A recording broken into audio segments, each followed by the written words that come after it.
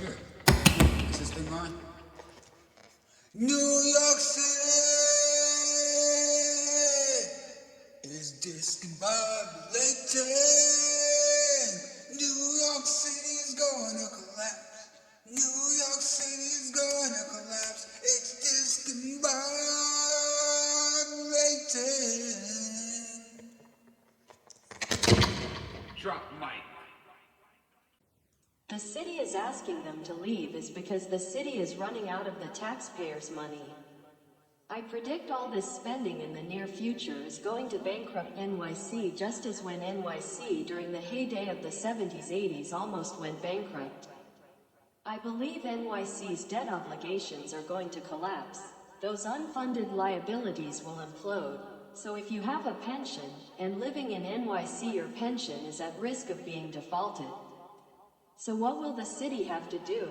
Raise taxes across the board to pay for them. What will the city do to stave off this debt? They will start to sell off assets, as Chicago has been doing. Chicago is technically broke. NYC has a big deficit and could go broke. NYC has a major problem looming with the commercial office space sector. That sector is gonna burst at some point. I predict during the next term or round of elections, NYC will be in the major red.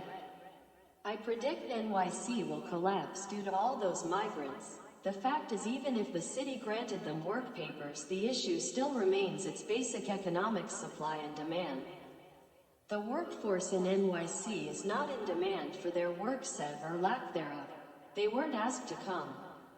The fact is, there are no jobs for them. But even if they get a low-paying job, they still can't afford to support themselves, so they will end up on welfare. How is a single mother of 4 children gonna support herself on minimum wage? Hence those migrants will end up on welfare, and that would put more pressure on the econ. NYC cannot afford the influx of the illegals. What the city is hoping is that once their stay expires, they will leave the city for another state. Kick them out and hope they leave the city.